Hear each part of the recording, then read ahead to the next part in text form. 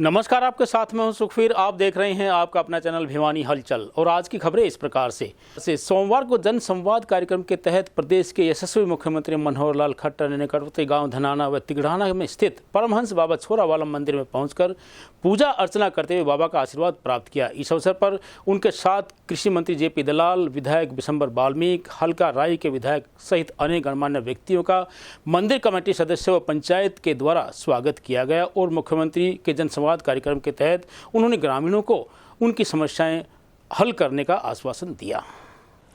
सोमवार को भिवानी जिला के गांव तिगड़ाना व धनाना गांव में जनसंवाद कार्यक्रम के दौरान हरियाणा के मुख्यमंत्री श्री मनोहर लाल ने ग्रामीणों से सीधा संवाद किया। इससे पूर्व मुख्यमंत्री ने तिगड़ाना स्थित बाबा परमहंस लटाधारी समाधि स्थल पर माथा टेकते हुए प्रदेशवासियों के सुखद व स्वस्थ जीवन की कामना की। मुख्यमंत्री के साथ कृषि मंत्री जेपी दलाल, विधायक बवानीखेड़ा बिशंबर वाल्मीकि, राई से विधायक मोहनलाल बड़ोली, भाजपा जिला अध्यक्ष शंकर धूपड़, ओएसडी जवाहर यादव भी उपस्थित रहे। मुख्यमंत्री श्री मनोहर लाल ने जनसंवाद कार्यक्रम में पहुंचे ग्रामीणों को कहा कि जहां खेतों में पानी का नियमित ठहराव है, वे किसान परंपरागत खेती की अपेक्षा मछली पालन व्यवसाय को अपनाएं और आर्थिक रूप से समृद्धि की दिशा में प्रभावी कदम बढ़ाएं। उन्होंने कहा कि मछली पालन व्यवसाय में झींगा मछली का पालन करने पर प्रति एकड़ करीब 2 लाख रुपए प्रति वर्ष की आय है। ऐसे में जल भराव वाले क्षेत्र का सदुपयोग करते हुए आर्थिक रूप से लाभ लिया जा सकता है। हरियाणा प्रदेश का विकास है, आपकी सोच में हरियाणा प्रदेश का विकास है। मुख्यमंत्री महोदय, तिगड़ाना के मेरे सभी साथियों, बुजुर्गों, नौजवान साथियों, थोड़ा आवाज कम करेंगे। मेरा वैसे तो कार्यक्रम जो था वो केवल मंदिर दर्शन का था। बाबा लटाधारी जिनकी कृपा, पीछे खड़े ना, ये साइड में जाओ, मीडिया में, बाबा लटाधारी जी के मंदिर में दर्शन किए। ये जो संत हैं, महापुरुष हैं, वैसे हमारे जीवन को एक ठीक दिशा में लेके जाते हैं। ऐसे ही हमारे बाबा लटाधारी जी की जीवनी बताते हैं कि उनकी कृपा इस गांव पर, आसपास के लोगों के ऊपर बनी रही हमेशा।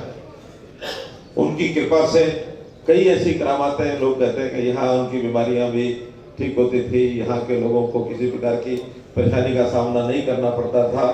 तो एक श्रद्धा भाव जैसे आपकी है, उस हिसाब से मैं भी आज आया हूँ। और मैं भी कामना करता हूँ कि अपनी जो तिगड़ाना गांव है या इसके आसपास के जो गांव हैं, घुसकानी, प्रेमनगर, सबको बाबा की कृपा मिलती रहे और किसी प्रकार की कोई कठिनाई ना आए। मेरे जन समाज के कार्यक्रम भिवानी जिले से मैंने शुरू किए हैं।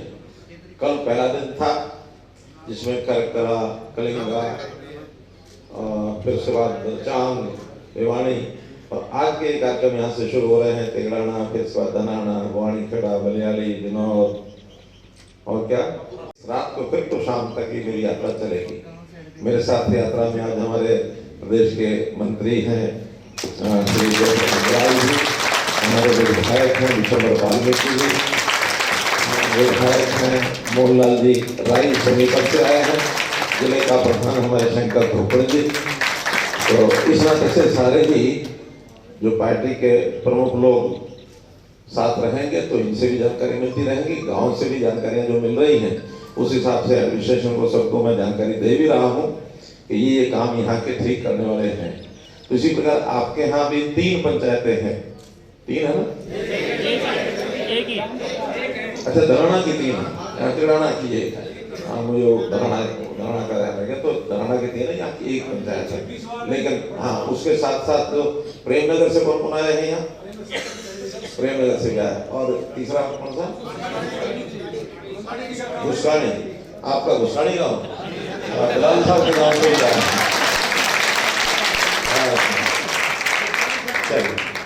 तो इतना ही है कि लंबी बात आपसे मैं करने की उस स्थिति में इसलिए नहीं हूँ क्योंकि मेरा कार्यक्रम बाद में सबने कहा कि तिगड़ाना जो होके जाएंगे तो एक 10-15 मिनट जरूर रुकना।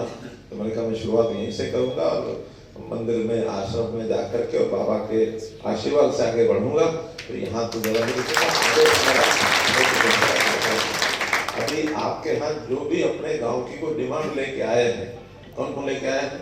कागज बोलेंगे तो उसके लिए जहाँ पानी ज्यादा भरता है वहां तालाब बनाओ। जितना पानी वहां जमीन में है वो मिलेगा, थोड़ा बरसात का भी आएगा, थोड़ा और भी बाहर से डालना हो तो डाल करके जैसा मछलियों को पानी चाहिए वैसा पानी वो जब नीचे निकलता तो हो जाता है। हमारे सिरसा जिले में बहुत लोगों ने जो मछलियों के फार्म बनाए हैं, बहुत लोगों ने। अब इधर हाँ जी, अरे खाना ही चाहिए। अरे सबसे बढ़िया बात यह है कि मछलियों को खारा पानी चाहिए, इससे बढ़िया और क्या जो चाहिए। बल्कि खारे पानी में फसल तो शायद खराब हो जाएगी और नहीं होती मछली हो जाएगी, पर थोड़ा नाक ना सिकोड़ना, क्योंकि जब मछली होती है ना थोड़ा सा लगता है क्या नाक सिकोड़ने लग जाते हैं, वो नाक सिकोड़ना आमदन बहुत है।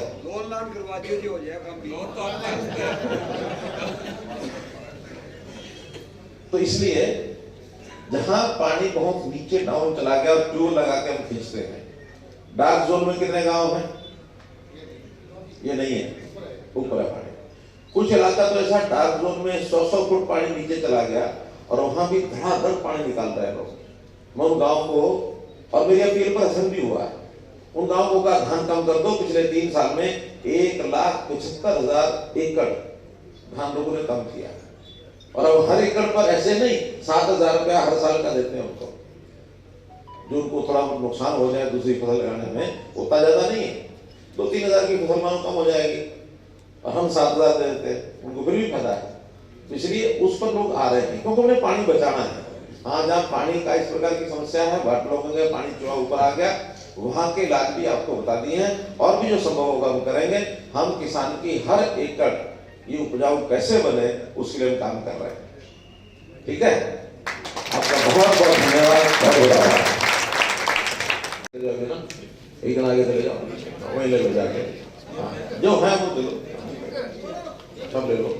और मैं आपको विश्वास दिलाता हूँ कि ये सारी जो आपकी दी हुई चाहे कोई समस्या है, इन सबको मेरा स्टाफ बैठ के पढ़ेगा। जिस विभाग की है उनको आप भेजेगा। कुछ चीजें हो सकता है यही डीसी लेवल पर, एसपी लेवल पर यही भी हल हो जाएंगे तो यहाँ दे देंगे। कुछ हमारे अलग अलग विभाग हैं चंडीगढ़ में, उनको दे करके यथासंभव जो होने वाली सारी ठीक करेंगे। इस इलाके में जो कठिनाइयाँ हैं कोई मुझे पता है, पानी की कठिनाई काफी है, यहाँ पानी निकासी की कठिनाई है और खास करके अब जो ये बेमौसमी बारिश हो गई, ओलावृष्टि हो गई, इसकी गिरदावरी की हमने भी सब कार्य किए हैं कि गिरदावरी की जाए और जिसका जो नुकसान जैसा भी भरपाई संभव होगी वो मई के महीने में सबको मिल जाएगा। जो कंपनियां हैं जिनका बीमा हुआ है वो भी जैसे ही सारा नुकसान का जायजा सब ले लेंगे उसके बाद उनकी भरपाई मुमकिन हो जाएगी। हम हमेशा किसान के साथ खड़े हैं, हम किसान के साथ खड़े हैं। लेकिन अगली बात पर आप ताली बजाओगे नहीं बजाओगे मुझे पता नहीं, हम चाहते हैं किसान भी हमारे साथ खड़ा हो।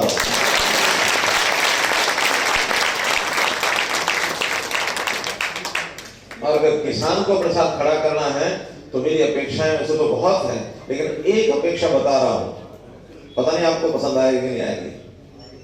इन 3 गांव में धान की बुआई करते हैं, क्या धान की बुआई को कम कर सकते हो? अगर आप धान की जगह दूसरी चीज बोओगे,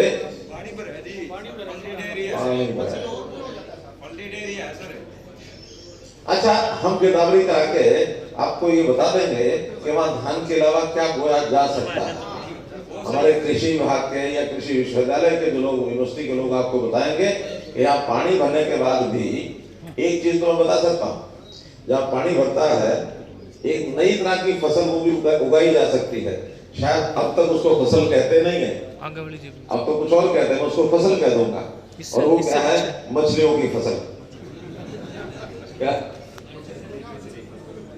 झींगा मछली बहुत बड़ा पैसा देती है और एक एकड़ के फार्म में अगर थोड़ा सा उसमें मेहनत करनी पड़ती है, वो लोन मिल जाता है, उसकी खुदाई करके तालाब बनाए जाते हैं।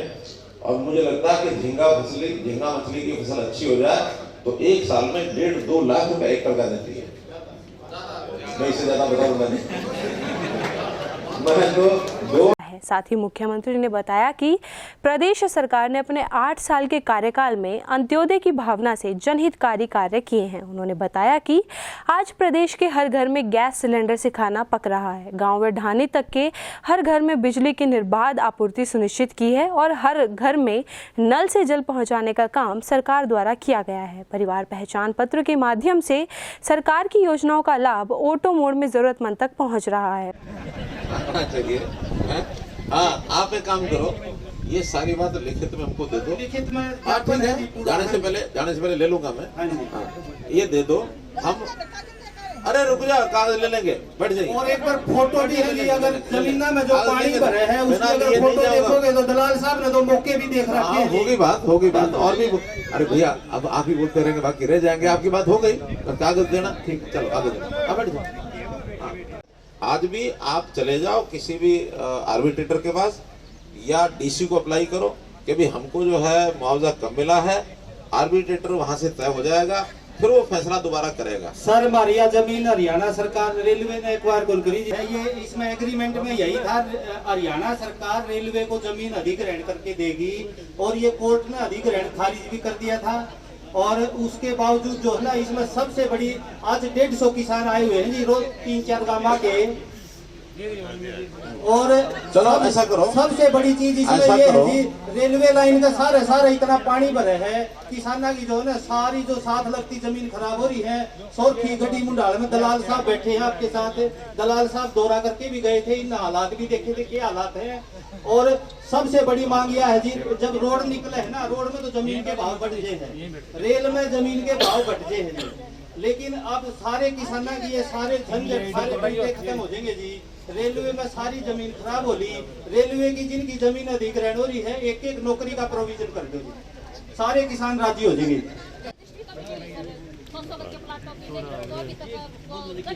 ऐसा है कि हरियाणा में बहुत ऐसे एरियाज हैं जहाँ बिना देखे पंचायत की जमीन देखी नहीं है, कैसी नहीं, कागज पर बना के 100 गज दे दिए। अब उन्होंने इतनी अकल उस समय लगानी चाहिए थी कि दे वही जो वास्तव में प्लॉट ठीक है। कई तरह के झगड़े हैं 600 गज में। हमने डिपार्टमेंट को कह दिया है कि एक गांव का जो झगड़े हैं, जिनकी रजिस्ट्रियां हो गई हैं उनको कब्जे दिलाओ, जिनको कब्जे हो गए उनके रजिस्ट्रियां कराओ, जिनकी दोनों चीजें नहीं है उसका भी बताओ कि हाँ भी उनको मिलेगा, नहीं तो फिर नए सिरे से व्यवस्था करेंगे। लेकिन अब हमने प्रधानमंत्री आवास योजना में ऐसे परिवार जिनको प्लॉट नहीं मिला हुआ है, जिनके पास घर नहीं है, ऐसे सबको नई योजना बना करके और उनके आवास बनाने के लिए कुछ लोन, यानी कुछ हम पैसा देंगे, सेंट्रल गवर्नमेंट देगी, सरकार देगी, कुछ थोड़ा बहुत अगला भी लगाएगा तो उसका मकान। वो पीछे नमस्कार सीएम साहब। हाँ, इधर लाल शर्ट बोल रही है, बोलो। सर जी, हमारी हेल्थ डिपार्टमेंट में MPLW मेल की वैकेंसी निकली 8 साल हो गए जी। हाँ। और हेल्थ डिपार्टमेंट में मिली है जी, 20 साहब से मिले जी, हमारी सुनवाई कहीं नहीं हो रही जी। वैकेंसी निकली, इम्तिहान हो लिया कि नहीं? CET सबके पास हो रहा जी, 60+ नंबर है जी। और CET की अगले महीने में शेड्यूल हमने जारी कर दिया। जवाहर जी कब से शुरू किया? नहीं हटा है, आएगी उसमें। ये हर साल होगा, CET का एग्जाम हर साल होगा, D का भी C का भी, दोनों का हर साल होगा। आपके मार्क्स के हिसाब से है कि हर किसी को, खास करके महिलाओं को, होम डिस्ट्रिक्ट में प्राथमिकता ज्यादा दी जाए। उसके हिसाब से अपने आप हो गया तो ठीक है। अगले 15 दिन में, 20 दिन में ये सारा दोबारा से एक ड्राइव चलने वाला है। उसमें नहीं हुआ तो बेटी को ध्यान में रखते हुए फिर वापस डेपुटेशन पर जहाँ करना होगा करेंगे, ठीक है? नहीं होने, पहले होता था कभी, अब वो टिल फर्दर नहीं, मैक्सिमम 31 मार्च तक होता है। 31 मार्च के बाद नया हर साल ड्राइव चलता है। पहले तो ड्राइव नहीं चलते थे, पहले 5-5 साल 10 साल। अब तो जो इच्छा होती है अध्यापक की, उसको उसके नजदीक से नजदीक स्थान पर कैसे लाएं, किसी की मजबूरी होती है, उसको फिर बाद में डेपुटेशन पर तुरंत कर देते हैं। ईश्वर की कीमती रत्न जितने भी बनाए हैं, और उन रत्नों में से आज आप बेशकीमती रत्न आज हमारे बीच आए हैं। आप सभी का मैं बड़े तहे दिल से मैं हमारे धनाना के प्रांगण में स्वागत करती हूँ। धन्यवाद। अपना कीमती समय आपने हमें दिया। सबसे पहले मैं आपको सर्वप्रथम मैं एक चीज़ धन्यवाद करना चाहूँगी, आपने 2017 वाले रिजल्ट को बहुत अच्छे तरीके से ड्यूटी प्रदान करी। और दूसरा सबसे मुख्य उपलब्धि सर आपकी सरकार की ये है कि आपने जितने भी आज तक रोजगार जितनी भी नौकरियां दी हैं उन सब में आपने विशेष जो है मेरिट को उपलब्धि। पहले यहाँ 1250 राशन कार्ड थे और अब 1687 राशन कार्ड, 437 कार्ड नए बने हैं, अपने आप बने। हमने किसी को ये नहीं कहा फार्म भरो। हमें आमदन पता लग गई कि साल में 1,80,000 से आमदन कम है तो उनके सब के राशन कार्ड बना दो। 12 साल से राशन कार्ड नहीं बने थे, 2011 में कभी बने थे, बाद में कारों कोठियों वाले भी राशन कार्ड लेके चलते थे, नौकरी वाले भी लेके चलते थे, गरीब आदमी का कार्ड नहीं बनता था। अब जो शिकायतें बहुत आती थी, देखो जी उसके घर में तो इतनी आमदन है फिर भी राशन कार्ड है, मैं तो छोटा सा एक परिवार का आदमी हूँ, आमदन है नहीं फिर भी राशन कार्ड नहीं है। तो जिनके राशन कार्ड बने 12.5 लाख कार्ड बने हमने हरियाणा में बनाए, लेकिन जिनके कोठियाँ थी, जिनके सरकारी नौकरियाँ थी, जिनके इनकम टैक्स देते थे, उनके राशन कार्ड बनने चाहिए थे क्या? नहीं ना बनने चाहिए थे, तो हमने 8 लाख कम भी कर दिए। अब जिसका कम हुआ उसको थोड़ी देर तो दर्द होता है कि मेरी आमदन थोड़ी सी घट गई। कितनी घटी है? राशन कार्ड में अगर 4-5 मेंबर घर के हों तो ज़्यादा ज़्यादा साल में कितना फायदा होता है बता सकते हैं? भाई 20 रुपये किलो का फायदा है, इतना है ना। और 20 किलो अनाज मिल जाए तो 400 रुपये हुए महीने के, साल का कितना हुआ? 4800 हो गए। और 200-300 रुपये लगा लो कि भी कहीं तेल मिल गया या कहीं तेल के पैसे मिल गए, कहीं दाल मिल गई, चीनी के तो सबको मिल ही जाती है पैसे भर करके, तो छोटे मोटे ये उपयोग थे। अब एक आदमी 5,000 रुपये साल वास्ते जो अच्छा भला कमाई करता है वो अपना दिमाग खराब करे, मुंह खराब करे, हाथ खराब करे और हमेशा हाथ यूं कर रखे, अच्छी बात है क्या? हर पोस्ट में स्टेट है, सीटेट है, पूरे इंडिया में एक बार क्वालिफाई हो गया तो आजीवन रहे है स्टेट खातर। हम जब आदमपुर का चुनाव हुआ है तो हम शिक्षा मंत्री तक मिले, शिक्षा मंत्री उस टाइम पे कहे है हाँ बोला तारा लाइफ टाइम हो जाएगा, सीएम साहब बाहर जा रहे हैं, विदेश दौरे पे हैं, आते ही बोला तारी पहली कलम पे स्टेट पास हो जाएगा। लेकिन हमारी मांग ये है कि स्टेट ने आजीवन किया जाए, एक बार लाइफ टाइम किया जाए। हम सारी बार उम्र हुआ एक बार थोड़े ना, एक स्टेट ने सारी उम्र पढ़ते पढ़ते उसने करे। जब सीटीट है केंद्र में है लागू, हर में नेट में है, आजीवन है, हर चीज आजीवन हो रही है, तो स्टेट क्यों नहीं है? हमारी आज भी हमारी यही मांग थी। वहीं भिवानी जिले के दौरे के दौरान तिगड़ाना गांव में खेतों में मौजूद किसानों से बातचीत करने के लिए मुख्यमंत्री मनोहर लाल कृषि मंत्री जेपी दलाल के साथ उनके खेत में पहुंचे। खेत के बारिश में चलते खराब हुई फसल का उन्होंने जायजा लिया और किसानों से बातचीत करते हुए कहा कि मेरी फसल मेरा ब्यौरा पोर्टल पर किसान अवश्य पंजीकरण कराएं ताकि क्षतिपूर्ति पोर्टल पर वे अपने नुकसान की जानकारी अपलोड करते हुए विशेष गिरदावरी अनुरूप मुआवजा ले सकें। उन्होंने प्रभावित किसानों को आश्वस्त किया कि सरकार किसान की हर परिस्थिति में उनके साथ खड़ी है। उन्होंने किसानों से आह्वान किया कि खराब हुई फसल से जितना अनाज बच सकेगा उसको बचाने के लिए भी प्रयास करें। उन्होंने धनाना गांव में स्थित अनाज खरीद के लिए बने सब यार्ड का भी निरीक्षण किया। स्वयं चिंतित हैं, वो हमको बता भी रहे हैं।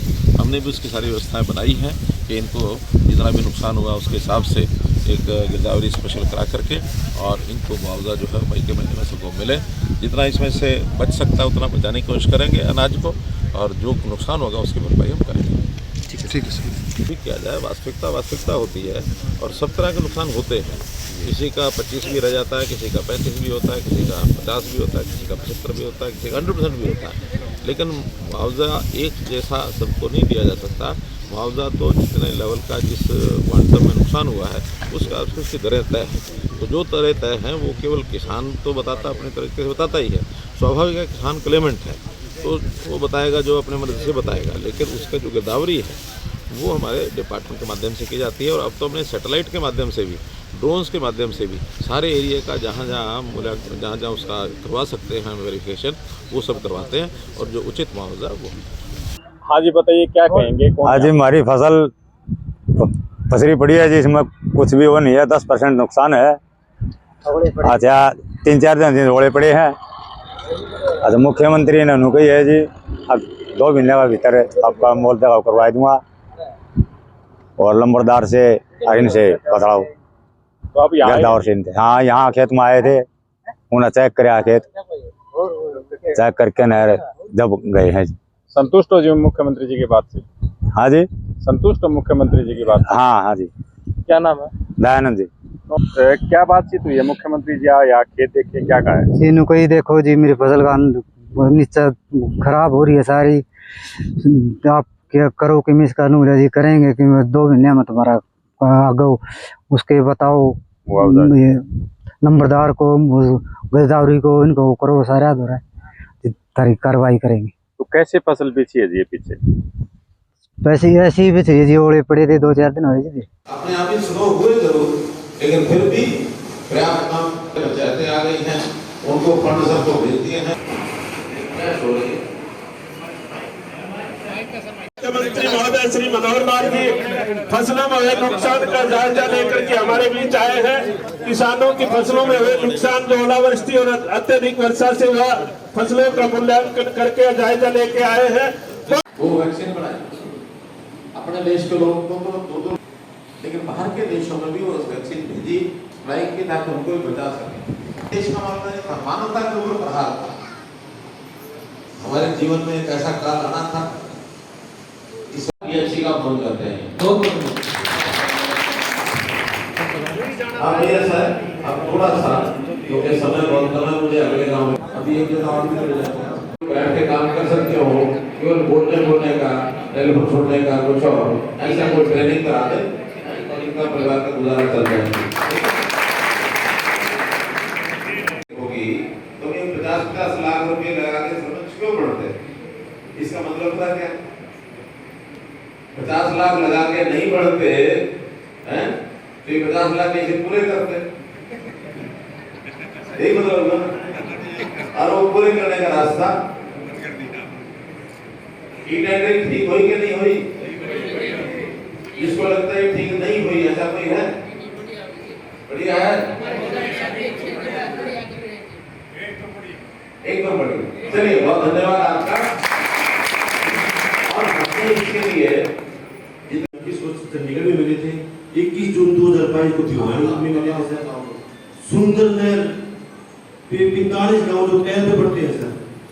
30 दिन के बाद हमें हमारा 1 सप्ताह जो हमारा आ गया, पहले 2 सप्ताह चलती थी, लेकिन हम 1 सप्ताह पानी की मांग करते हैं, हमें वो समय पर पूरा मिले।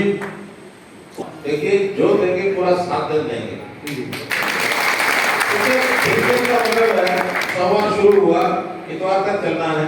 सोम मंगल बुध चल के बंद हो गया, फिर अगली बार बारी आएगी, फिर सोम से शुरू करेंगे, फिर बुध के बाद बाकी तो सारे सूखे रह जाएंगे। भिवानी इरिगेशन की सर, देवेंद्र जी से बात करो। ये समस्या इस नहर का, इसका जो ये बता रहे हैं उसका उदाहरण देखें।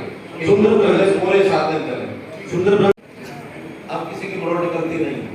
हाँ, काम ठीक करो, अगर काम नहीं ठीक करोगे फिर मरोड़ नहीं, फिर कुछ और ही काट देंगे। फिर नौकरी लगाने की जरूरत नहीं, घर जाकर बैठ जाओ, काम ठीक नहीं करना। इसलिए सिस्टम ठीक किए, गरीब आदमियों की पहचान की, परिवार पहचान पत्र के माध्यम से, और गरीबों को सबसे पहले लाभ उनको मिलना चाहिए। और उनको लाभ देने के लिए कुछ लोग ऐसे थे जो गरीब नहीं थे, फिर भी उन स्कीमों का फायदा उठा लेते। राशन कार्ड बने हुए हैं, जिसके 2-3 मंजिला मकान है, जिसके घर में गाड़ी है, उसका भी राशन कार्ड बन रहा है। और जो गरीब आदमी बेचारा मजदूर है, उसका राशन कार्ड बना नहीं है। बहुत शिकायतें पिछले 12 साल में मिली, यानी 8 साल हमें मिली, लेकिन 2011 से ये राशन कार्ड बने उसके बाद लगातार ये शिकायतें सुनते थे, विपक्ष में थे तब भी सुनते थे। हमने आगे कर दिया कि नहीं, एक डाटा इकट्ठा करेंगे जिसकी आमदन साल की 1,80,000 रुपए से कम है परिवार की, उसका राशन कार्ड जरूर। स्वागत है। सही मथन सिंह जी के 2 बेटे हैं जी, विजेंद्र सिंह बटे और रविंद्र सिंह छोटे हैं। ये बाकी माता जी और दोनों भाई शहीद हुए हैं जी, एक 65 में, एक 71।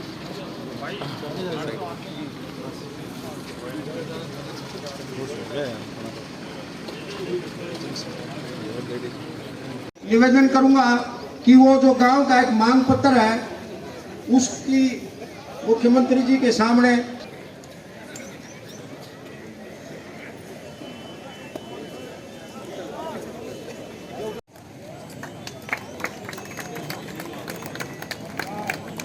अब जो आप माथी तलवार बैठ करके सारी बात तैयार रहती है।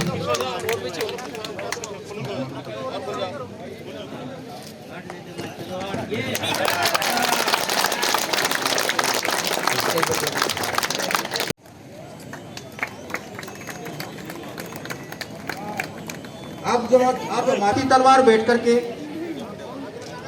सारी बात तैयार रहती है।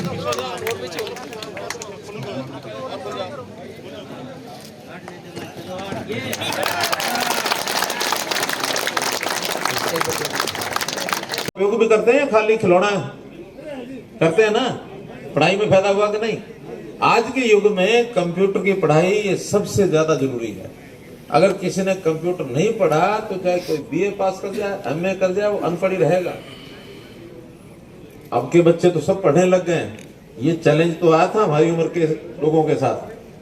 जब ये कंप्यूटर नए नए शुरू हुए, मेरे पास भी पार्टी का संगठन काम करता था मैं 1995-96 में।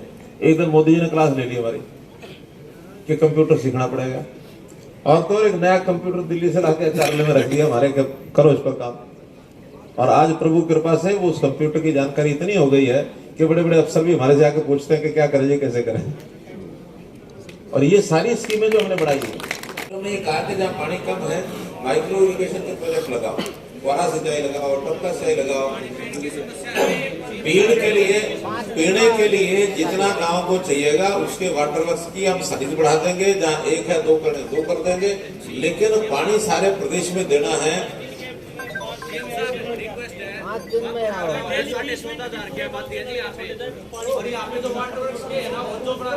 सर 14,500 वोट है सर। जो है वो आबादी वाटर वर्क्स के जो ओद बना रखे जी खाली पड़े रहते हैं, पानी नहीं आता। उनमें गार मिट्टी जमी हुई है, चाहे देख के आप चलिए ठीक है, सफाई होनी चाहिए उनकी। पीछे ध्यान में आ गया। और काम लिखी कराने और मत बोलो भाई, और अब आप नहीं एक नहीं, बहुत हो गया। मैं तो अगला रकम और भी है, इसलिए नहीं आप सुन लो। अब की जो बात कर रहे हैं, पिछले 6-7 साल हो गए गुजरानी माइनर का मेरे ख्याल से 250 से आगे बात गुजरानी माइनर की आगे 50 से ऊपर पानी अब तक नहीं आया। मैं कह रहा हूँ बात आगे उसका हम कर रहे हैं, रीडेफिन कर रहे हैं। चलिए बोलो भारत माता की। जिस किसी के पास लिखित कागज हो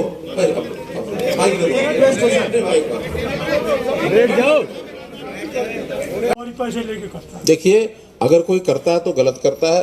आपको पता होगा कृषि मंत्री हैं आप, ऐसा होता है क्या? है तो जवाहर जी तुरंत ये सूचना निकालो कि एक बार कंप्यूटर से कोई बर्फ निकल गई है तो उसकी मैनुअल जो है कोई वेरीफाई करने की जरूरत नहीं है, उसकी मान्यता हो जाएगी, उस पर साइन होके मिलेंगे। कोई भी साइन किसी को कराने की जरूरत नहीं है। और वो फर्द आगे कोई मना करे तो फिर हमें बताओ कि इस फर्द को मानता कोई नहीं है। सर बैंक में देखते हैं तो वेरीफाई। मैं क्या कह रहा हूँ, आगे बैंकों को हम नोटिस देंगे, बैंक को कहेंगे कि ये आपका कोड है, इस कोड की कोई भी जो मिलेगी आखिर उसके ऊपर स्कैनिंग होती होगी कोई सर। एक शिकायत कोड और की हमारी है? हमारे कुछ गांव में तो कपास का मुआवजा मिल गया, पीछे का कुछ रह रहे हैं वो नहीं मिल रहा, रोड़े पड़ गई है। पिछले साल तो कपास का मिल रहा था। देखिए, इन चीजों के लिए जो समस्या थी हमें भी ध्यान में है। सब खेल खेलते थे, पटवारी भी और तहसीलदार भी, आप सब फंसते थे। हमने नए सिस्टम आगे के लिए तो बढ़ा दिए हैं। पिछले फैसले कैसे होंगे मैं उसका कह नहीं सकता, उसके लिए कोई ना कोई गिरदावरी का कोई सिस्टम या कोई उसकी जो बची हुई है तो क्यों बची हुई है, कमी क्या है, वो सब निकाल लेंगे हम। आगे हमने क्या किया, जब भी कोई नुकसान होता है, बल्कि नुकसान होने से पहले भी एक सूचना आपको बता रहा हूं, अपनी खेती की पैदावार चाहे बो रहे हैं चाहे नहीं बो रहे हैं, जितनी जिसका एरिया है वो सारा मेरी फसल मेरा ब्यौरा में चढ़ाना साल में 2 बार जरूरी करो।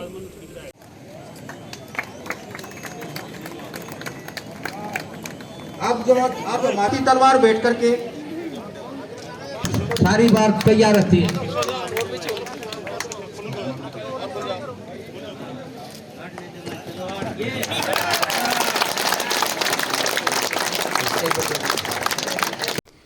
भिवानी जिले के बुआनीखेड़ा, बहल, भिवानी, लेघा, लुहारू, कालोदगुड़ा, बजीणा, दादरी जिले के कल्याणा में बनाए जाएंगे पीएम श्री स्कूल। इन स्कूलों में इंफ्रास्ट्रक्चर उपलब्ध करवाने के लिए दी जाएगी प्रत्येक स्कूल को 50 लाख रुपए की राशि। यह कहना है जिला मौलिक शिक्षा अधिकारी नरेश मेहता का। भिवानी जिले में बुआनीखेड़ा, बहल, भिवानी, लेघा, लोहारू, कालोदगुड़ा व बजीणा में और चरखी दादरी जिले में कल्याणा और दादरी में पीएम श्री स्कूल बनाए जाएंगे। इंफ्रास्ट्रक्चर और अन्य सुविधाओं के लिए प्रत्येक पीएम श्री स्कूल को 50 लाख रुपए की राशि दी जाएगी। इन स्कूलों के विद्यार्थियों को अत्याधुनिक कोर्सेज जैसे कि data science, coding, robotics, AI, drone, blockchain management, crypto currency, astronomy, rocket science, 3D printing इत्यादि सिखाए जाएंगे। वहीं जब इस बारे में जिला मौलिक शिक्षा अधिकारी नरेश मेहता से बातचीत की गई तो उन्होंने बताया कि भिवानी जिले के 7 ब्लॉक में पीएम श्री स्कूल चयनित किए गए हैं, जिन्हें इसी सत्र में शुरू किया जाएगा, जिसके लिए हरियाणा सरकार द्वारा 50 लाख का बजट देने की घोषणा की गई है। इसमें बच्चे हर प्रकार के ट्रेड के कोर्स कर सकते हैं। ये प्रधानमंत्री की योजना है केंद्र सरकार की, जिसमें पूरे हरियाणा के अंदर जो है विभिन्न जिलों में अलग अलग लेवल पर पीएम श्री विद्यालय खोले जाएंगे, जिसमें 50 लाख तक का अनुदान जो है केंद्र सरकार देगा और उस विद्यालय को एक हाईटेक विद्यालय के रूप में जो है अपनाया जाएगा। उसकी लैब एस्टैब्लिश की जाएंगी। बच्चों को कोडिंग है, आर्टिफिशियल इंटेलिजेंस है, एस्ट्रोनॉमी है, रॉकेट साइंस है, 3D प्रिंटिंग है, ब्लॉकचेन मैनेजमेंट है, मतलब जो एडवांस कोर्स आज के दिन में चल रहे हैं, जो मार्केट ओरिएंटेड है, उनके बारे में जो है बच्चों को जो है सिखाया जाएगा और बच्चा स्कूल लेवल से ही जो है एक स्किल्ड उस पर पर्सन होकर जो है यहाँ से निकलेगा। और इसके बाद भी आगे जो स्किल यूनिवर्सिटीज़ है हमारी, विश्वकर्मा स्किल यूनिवर्सिटी हरियाणा के अंदर है, उनके साथ भी इस बारे में टाई अप किया जाए। तो सिर्फ जो बच्चे सीख पाएंगे तो इससे भविष्य बनेगा बच्चों का। निसंदेह भविष्य आगे आर्टिफिशियल इंटेलिजेंस का है और भी नई नई टेक्नोलॉजी का जो है हर चीज़ में समावेश हो रहा है। चीज़ें सारी आजकल जो है ऑनलाइन चल रही है, तो ये भविष्य के नागरिक तैयार करने के लिए ही जो है किया गया है। ये सर कब तक खुलने की संभावना है? हाँ, उम्मीद है इसी सत्र से होंगे। जो लिस्ट आ चुकी है हमारे भिवानी के जिले के 7 ब्लॉक में 7 विद्यालय का चयन हुआ है पीएम श्री के अंदर, और जैसे भी हमारे पास डायरेक्शन आएंगे वैसे लागू कर देंगे।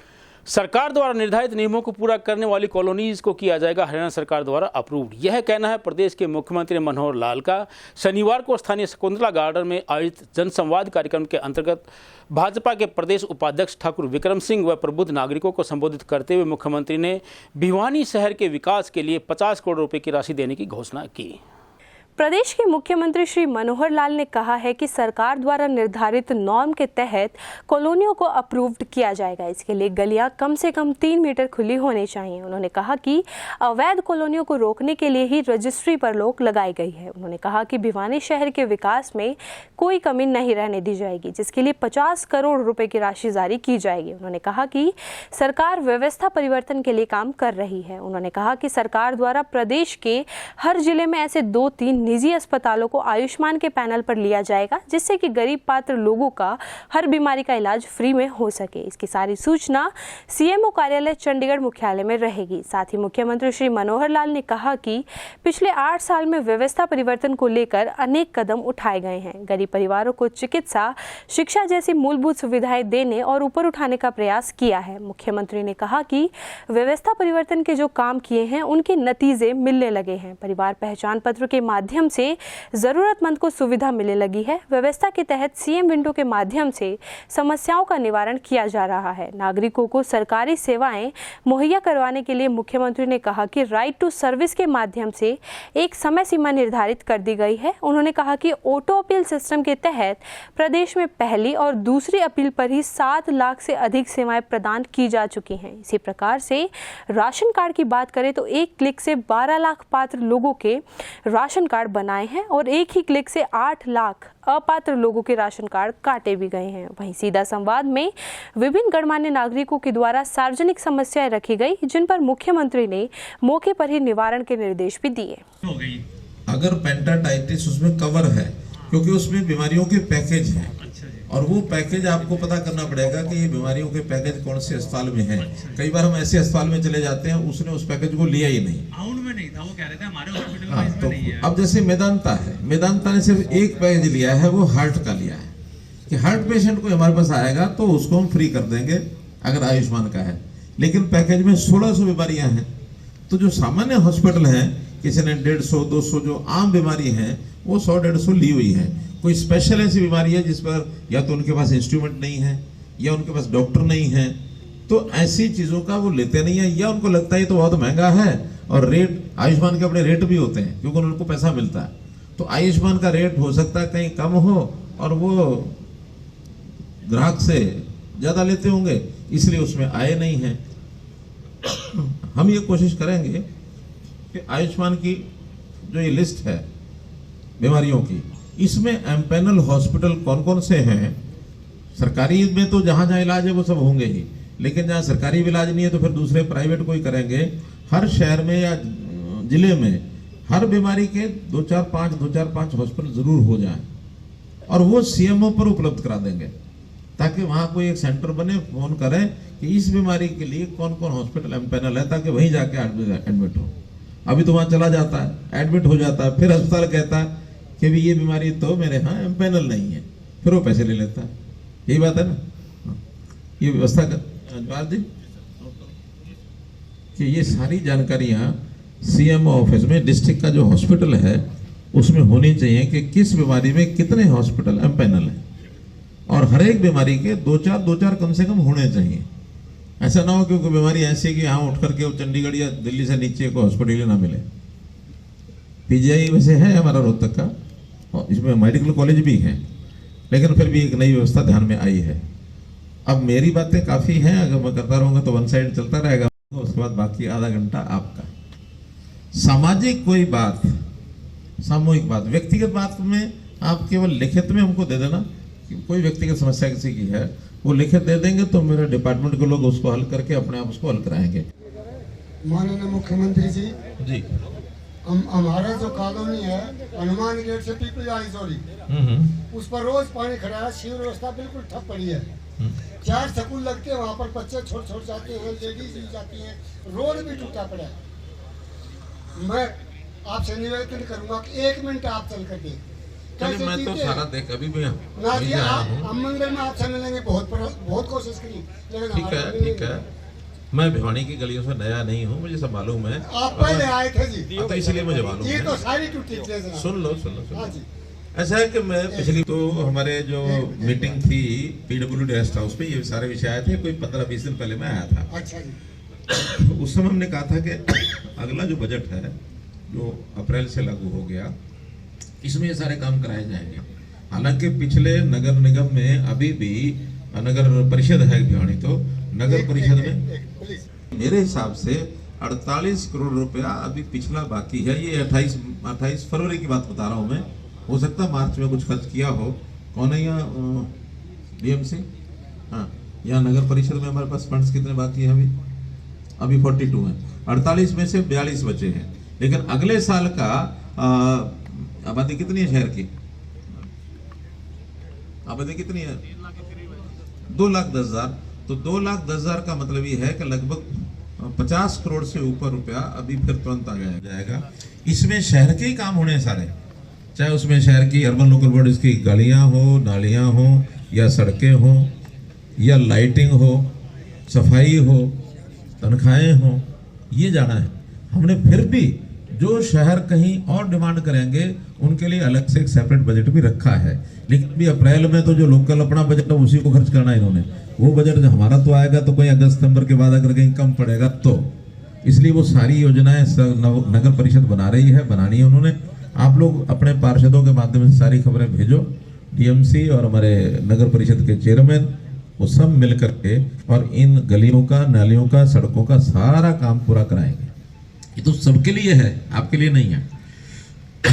ऐसा कि इस प्रदेश में, बाकी प्रदेशों की बात नहीं कर रहा है, लेकिन शहरों में इलीगल कॉलोनियों का बहुत बड़ा एक रिवाज लगातार रहा है। जमीन खरीदी किसानों से, 4 एकड़ 6 एकड़ अपने ढंग से बनाया और छोड़ दिया। सरकार का एक नियम है कि अप्रूव कॉलोनी जो होंगी उसी में नगर पालिका भी, उसी में प्रदेश सरकार भी खर्चा उसी में करेगी। हमारे लोगों ने रास्ता निकाल रखे हैं कि नहीं भी अप्रूव है तो भी कोई आएगा तो उसे ग्रांट करा दी, MP साहब से करा दी, मुख्यमंत्री से करा दी, विधायक को कह दिया, या नगर पालिका में खर्चा कहीं दिखा दिया, कहीं दिया, ये सब चलता रहा है। हमने पहले आकर कहा कि सारी कॉलोनियां जो भी अभी बनी हुई हैं अधूरी, 50% की कंडीशन भी खत्म कर दी कि जो अधूरी बनी उनको सबको अप्रूव करेंगे। बस बहुत भीड़ी गलियां अगर होंगी तो नहीं कर पाएंगे। भीड़ी गली का मतलब है कि उस कॉलोनी के सुरक्षा को खतरे में डालना। मान लो कल को कोई दिक्कत आ गई तो हाँ गाड़ी तो जानी चाहिए ना, उस गाड़ी में वहां सुरक्षा के नाते भगवान ना करे कोई आग लग जाए या कोई, उनकी रजिस्ट्री हमने बंद की ताकि ये अप्रूव करा लें। इसमें कई जगह एडमिनिस्ट्रेशन की भी समस्या ध्यान में आई है। पूरी कॉलोनी अप्रूव है, बीच में 2 किले या 10 मकान ये अनअप्रूव है बीच में। ये समस्या भी अब ध्यान में आई है, पहले कभी किसी ने ध्यान कराई नहीं। अब कंप्यूटर हर चीज को पकड़ लेता है, उन 10 मकानों के नहीं करेगा, बाकी सब कर देगा। तो अब हमने चंडीगढ़ में ही बैठ करके हर एक ऐसी कॉलोनी जहां बीच में सेंटर में कुछ रुका हुआ है, गली ठीक है तो पास, यहां से अब घबराते हुए लोग करते नहीं है, गलतियां पकड़ी जाएंगी। जानबूझ के भी कई बार नीचे ये खेल रचा जाता है कि ठीक है अनुकूल दिखाओ, कुछ हथेली गरम, फिर अप्रूव हो गई। एक केस स्वयं मुझे 6 दिन पहले मेरे पास आया, अब थलथली मची हुई है डिपार्टमेंट में। केस क्या था, सोनीपत का, प्लेन जमीन है, प्राइवेट जमीन है किसान की, और उसमें 4 एकड़ बीच में एक टुकड़ा PLP लगा के जंगल दिखा दिया। खेती हो रही है, सब कुछ हो रहा है, PLP है। PLP बहुत बड़े बड़े एरिया तो होते हैं, यानी 1000-2000 एकड़ कर दिया, 5-7 मील में कर दिया, ऐसा एक PLP का एक प्रिजर्वेशन लैंड एक्ट है बना हुआ पंजाब का, लेकिन 4 एकड़ दिखा दिया। अब मुझे शिकायत मिली कि 4 एकड़ है और वो जो पैसे मांग रहा आदमी कि मैं ठीक कर दूंगा इसको। मैंने कहा पैसों से ठीक कैसे होगा, फॉरेस्ट में तो वो एक बार फॉरेस्ट में चली जाए ठीक होती ही नहीं है, या तो ठीक हो सकती है नहीं हो सकती है। ठीक हो सकती है तो इसका मतलब कहीं ना कहीं गड़बड़ है, या फिर वो कहेगा ठीक हो ही नहीं सकती। मैं उसके पीछे लगा, मतलब एक फोन ही करना था मैंने, पीछे तो क्या लगना था। मैंने कहा ये 4-4.5 एकड़ मुझे बताया जाए कि ये PLP कैसे है। अब क्योंकि CM ऑफिस में फोन गया तो तीसरे दिन समाचार आ गया कि जी कोई गलती हो रखी है क्लर्क से। मैंने कहा क्लर्क के हाथ से जब गर्म हो जाते तो गलती वहीं ठीक हो जाती, गलती पकड़ के लाओ। और गलती पकड़ी तो अब वो जो क्लर्क और सारा अमला जिसकी शिकायत थी उसने नहीं बताया कि मैंने CM को कहा है। अब उसके घर तक पहुंच गए कि जी कोई नहीं जी ठीक है जी, बच्चों से गलती हो जाती है, अब आप छोड़ दो इसको, और कोई ऐसा कुछ नहीं है, हम आपको करने के लिए देने के लिए तैयार हैं, और बस आप ये अपनी जो शिकायत है, उसने शिकायत भी लिख के दे दी थी डिपार्टमेंट ने, ये शिकायत तो वापस ले लो। उन्होंने मैं तो भी वापस लूंगा नहीं है, तो अपने आप ठीक करोगे तब जा करके होगा। यानी यहाँ तक स्थिति आ जाती है। और मुझे लगता है कि अब तो अगर ये पता लग जाए कि हाँ ये शिकायत CM तक पहुंच गई है, तो जो लेने मांगने वाला तो उल्टा देना चला जाएगा कि मेरी जान बचा लो। धन्यवाद जी। तो आप इनकी सबकी बुला करके कौन कौन सी कॉलोनी अभी ऐसी है जहाँ 25 में पड़े हुए हैं, वो कब तक ठीक हो जाएंगे, और जो आपके ने नए केस बना के भेजे हुए उसका स्टेटस क्या है, ये सारे नागरिकों को बताओ। % नहीं, हम बिल्कुल संतुष्ट हैं। पीछे की सरकारों में घूमते रहते थे, हम छोटे से छोटे कार्यकर्ता भी कहीं दफ्तर चले जाके कोई काम कह देते हो जाता है जी, और नॉर्मल आदमी भी कह देता है तो भी हो जाता है। लेकिन आज खुशी इस बात की हुई जो ये जन संवाद का कार्यक्रम आपने रखा, और आपके आने पे ये जो भिवानी की जो सड़कों की जो तस्वीर बदली है ना जी, हमारी आपसे ये प्रार्थना है कि हर 15 दिन में आ जाएगा। हाँ, बस हमारी ये काया धन्य होगी जी, हर 15 दिन में आ जाएगा। और आप भिवानी में आए, आपने ये पद चिन्ह चलिए इनका सुनो भाई, ADC से इनका नंबर नोट करो, इनके परिवार पहचान पत्र का नोट करके, और इनको कल बताओ कि क्या मामला है। मसीहा जितनी भी ई-रिक्शा चलती है प्रदूषण नहीं फैलाती, और इस पर 200 रुपये महीने का टैक्स है, सालाना का 2500 रुपये का। तो आप कृपा करके इनका टैक्स माफ किया जाए। 2 प्रदूषण कोई स्थानीय पॉलिसी है, स्टेट की है? नहीं, स्टेट की पॉलिसी है जी। तो मेरी आपसे विचार करेंगे, विचार करेंगे। हाँ जी, हाँ जी। और 3 व्हीलर जो प्रदूषण फैलाते हैं उसका OTP 1 टाइम टैक्स है, तो ये करेंगे। कचरा पॉइंट बनाया हुआ है जो पूरे शहर का कचरा वहाँ जाता है। तो सर वहाँ पर जो आसपास की जो 10 से 15 कॉलोनियाँ हैं जो उसको ऑटोमेटिकली उसमें आग लग जाती है, खासकर गर्मी के समय में, जिससे वो पोल्यूशन जो उसमें मीथेन गैस पैदा होती है जो प्रभावित करती है जो प्रेग्नेंट औरत होती है या कुछ बुजुर्ग होते हैं उनको तो खासकर बहुत ज़्यादा प्रभावित करती है। तो मेरा आपसे निवेदन है, और माननीय विधायक जी ने भी आपको एक एप्लीकेशन के माध्यम से दे रखा है कि बुआनी खेड़ा में ये जो पॉइंट बनाए हैं वहाँ पे विशंबर जी को भी कोई ऐतराज नहीं है और वहाँ पे पास भी कर दिया गया। तो हमारा ये यहाँ का जो कचरा पॉइंट है यहाँ से उठाकर ये बुआनी खेड़ा जो है वहाँ भेज दिया जाए। नहीं, ये तो मैं समझ गया। ट्रीटमेंट प्लांट वो कह रहे हैं कि बुआनी खेड़ा बनाया कोई ट्रीटमेंट प्लांट है?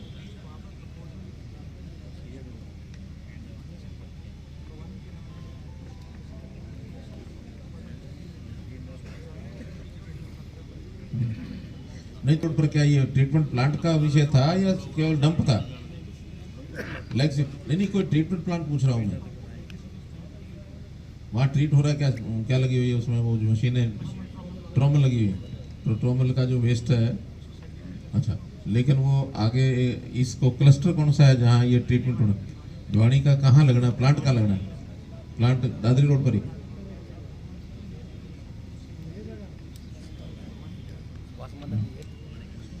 वन साइडेड नहीं होगा, जरा वो उसका फिजिबिलिटी उसकी देखनी पड़ेगी। मुख्यमंत्री जी आपके एक संज्ञान में रहना चाहूंगी, गुमराह कर रहे हैं आपको। ये 2015 में नई अनाज मंडी में आपके द्वारा एक रैली की गई थी दादरी रोड पर। स्वर्ण जयंती पार्क के लिए आपने स्पेशल घोषणा की थी नई अनाज मंडी में, जिसका 2.5 करोड़ रुपया आपके द्वारा पास भी कर दिया गया था, लेकिन ये नॉट फिजिबल करके इन्होंने रिपोर्ट भेज दी और वही पॉइंट वैसा का वैसा खड़ा है। तो आपसे निवेदन है कि प्लीज इस पर एक्शन। विषय दूसरा वो है कि ये सारा वेस्ट जो है ना, इसका हमें कोई प्लांट तो लगना ही है, चाहे वो खाद बने, चाहे बिजली बने, चाहे उसमें कुछ और बने। तो इस भिवानी का जो प्लांट है उसका स्थान कौन सा तय हुआ है? वो भी लटक रहा है उस दादरी रोड से लेके और बुआनी खेड़ा तक। फाइनल कहाँ किया होगा इसका हम देखते जाके। मेरे लिए उससे भी इम्पोर्टेंट है ये वेस्ट का प्लांट। अगर वेस्ट प्लांट नहीं बना तो फिर हम पार्कों को क्या करेंगे? वेस्ट प्लांट कहीं तो जिले का, अब आखिर कुछ कूड़ा कचरा कहीं तो उसको करेंगे ना, उसको तो करा दो ना। फिर आप लोग बताओ, आप लोग तय करके मुझे बताओ, वहीं लगा देंगे।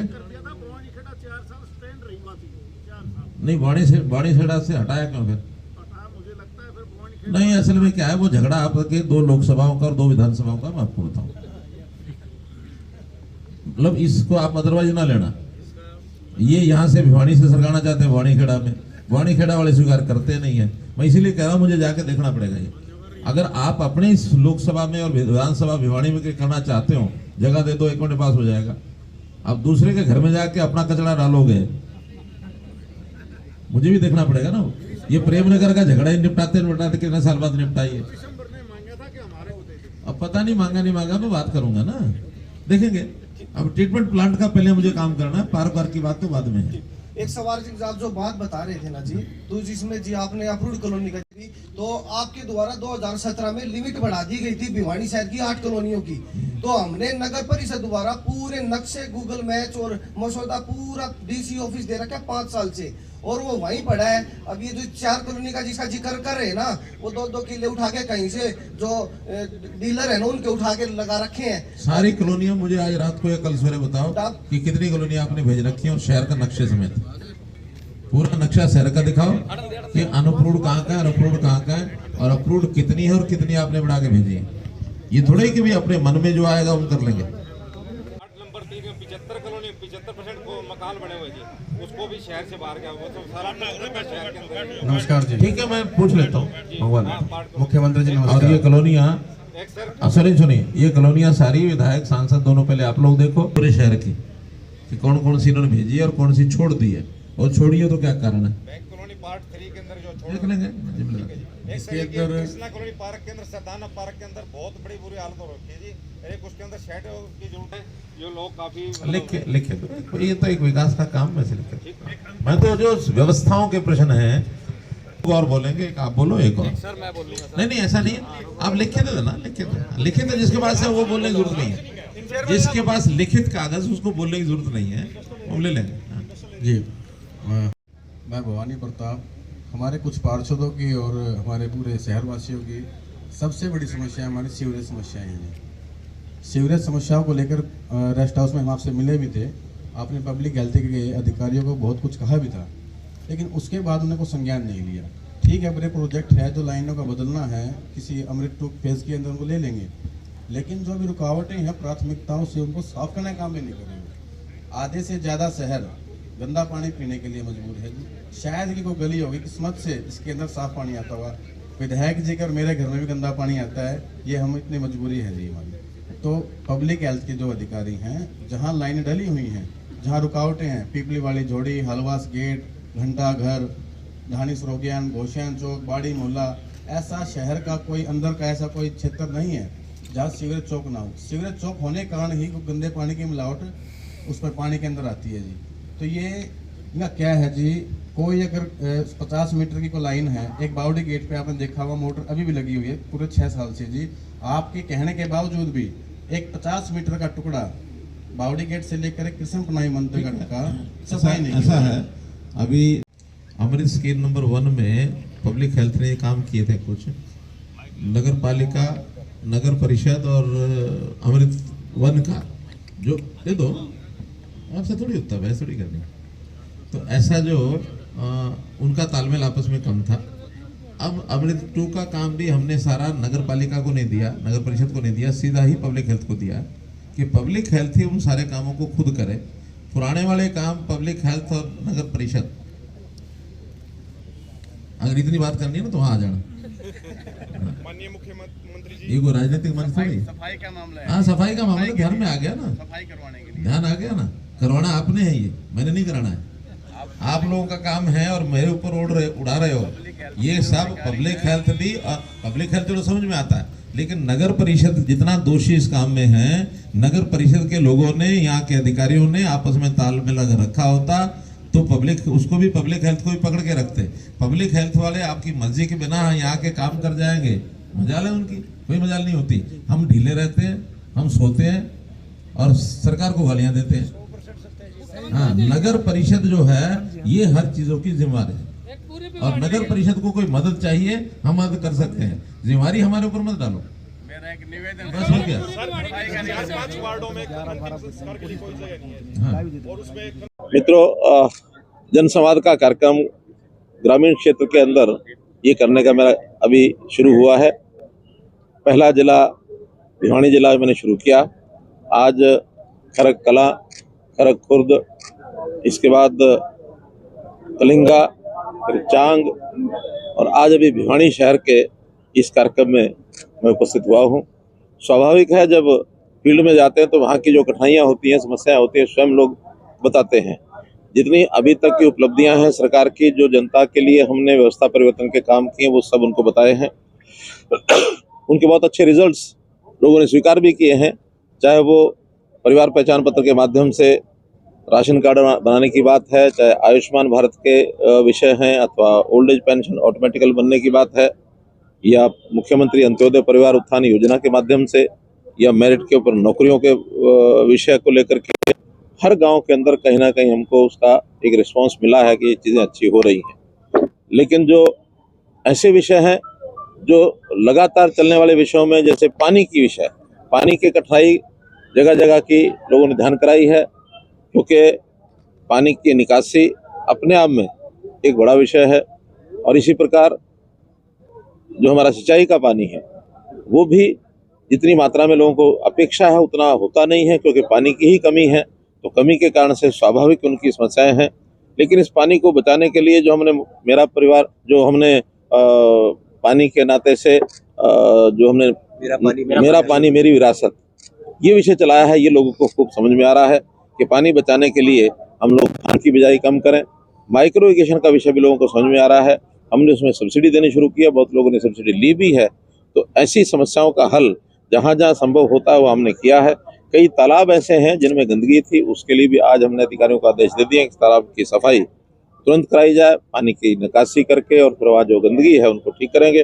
फिर जो पौंड अथॉरिटी है उसके माध्यम से उनका जो बड़े तालाब हैं उनका पुनर्निर्माण इस काम के लिए भी उनको निर्देश दिए गए हैं। एक स्कूलों की बात करेंगे तो समस्याएं जितने प्रकार की हैं सब जो लिखित में दी गई हैं उनको सबको विभागों को दे दिया जाएगा और विभाग जो है उनको यथा समय पूरा करके और लोगों की समस्या का हल करेंगे। प्रदेश की कॉलोनियों का हमने पीछे एक बार सभी अप्लाई कराया था ऐसी अनुपूर्ण कॉलोनी को लिए, लगभग 750 कॉलोनीज की लिस्ट आई थी जिसमें इसको 190 कॉलोनी अप्रूव हो गई हैं। शेष पर काम चल रहा है, जैसे ही अप्रूवल उसका यानी पूरा सर्वे पूरा हो जाएगा उस सर्वे के हिसाब से सभी कॉलोनी अप्रूव कर दी जाएंगी। लेकिन नई कॉलोनी कोई ना बने इसके लिए हमने सख्ती की है ताकि रजिस्ट्रियां भी जो हैं वो नई अनअप्रूव्ड कॉलोनी में ना बने, अब केवल अप्रूव्ड कॉलोनीज लाइसेंस्ड कॉलोनीज वही बने ताकि प्लान्ड तरीके से शहरों को बसाया जा सके। इसकी हमारी प्राथमिकता है। राजस्थान बोर्ड बताया पानी की कमी हरियाणा में बहुत पहले से है, हम पानी को उसकी मैनेजमेंट को ठीक कर रहे हैं, खास करके जैसे रिचार्जिंग वर्षा के पानी का वो जमीन में पानी पर्याप्त मिल जाए, लेवल ऊपर उठ जाए, ट्यूबवेल जो लगाया जाए वहाँ भी जहाँ पानी गहरा है उसके अंदर माइक्रो इरिगेशन का उपयोग किया जाए और जैसा मैंने बताया धान को लोग ना बोएं और मेरा पानी मेरी विरासत जैसी स्कीमें ये हम चला रहे हैं। जितना पानी हमारा है उसका बंटवारा ठीक हो, लोगों को उसकी सुविधा मिले, इसके लिए हम प्रयास काम कर रहे हैं। सर बंगाली हिंसा पर क्या कहना चाहोगे सर, जो बंगाल में हिंसा हुई है रामनवमी के दिन? देखिए कहीं भी कानून को तोड़ा जाएगा और खास करके धार्मिक भावनाओं के साथ खिलवाड़ जब किया जाता है उसकी स्थितियां जो खराब होती है उसमें कानून अपना काम करेगा और किसी भी हम तो हर एक स्टेट गवर्नमेंट को भी ये कहना चाहेंगे कि लॉ एंड ऑर्डर की स्थिति स्टेट गवर्नमेंट की होती है, उनको सख्ती से इस विषय को टेकअप करना चाहिए। फिर भी स्टेट गवर्नमेंट में अगर किसी प्रकार की उनको कठिनाई आती है तो उनको केंद्र से बात करनी चाहिए और इन विषयों पर प्रॉपर संज्ञान जरूर लेना चाहिए। 90 हलकों का दौरा आपका? अभी पहला जिला मेरा 3 दिन का ये कार्यक्रम है, उसके बाद दूसरा जिला मेरा 12, 13, 14 तारीख को 3 दिन के लिए तय हुआ है। वो हमारे जो प्रबंध करता है उसको तय करेंगे कौन सा जिला करना है, लेकिन महीने में 2 जिले 3 जिले इस प्रकार से करके और मुझे लगता है कि क्योंकि बाकी सरकारी काम भी करने होते हैं, लगातार ये चलने वाला कार्यक्रम नहीं है, तो महीने में 2-3 जिले होंगे, 7-8 महीनों में सब 22 जिले हो जाएंगे। चुनावी मोड से हमने बताया कि ये रेगुलर चलने वाले जो काम होते हैं डिपार्टमेंट्स को हम भेजेंगे, प्रायोरिटी के ऊपर जो काम करने हैं उनको सबको बताएंगे कि प्रायोरिटी पर काम करने वाले हैं। विकास के कामों में जो छोटे छोटे काम कई बार ऐसे पड़े रहते हैं, अब तो नया बजट भी हमारा आ गया है, तो नए बजट में होने वाले काम, हाँ पंचायती कामों में एक विषय जरूर एक दुविधा का था कि ई टेंडरिंग से काम पंचायतें स्वीकार करेंगी कि नहीं करेंगी, लेकिन मुझे खुशी है इस बात को बताते हुए कि 6200 पंचायतों में से अभी 5600 पंचायतें ऐसी हैं जिन्होंने ई टेंडरिंग के काम में अपना जो सहमति दे दी है कि हम ई टेंडरिंग का काम कराएंगे। लगभग 11,500 काम वो अपलोड होने की स्थिति में आ गए हैं जिनके प्रस्ताव पारित हो गए हैं, तो इसलिए अब उसमें कोई कठिनाई नहीं है। जहाँ तक बेमौसमी बारिश की आपने बात कही है, हमने गिरदावरी के आदेश दिए हैं।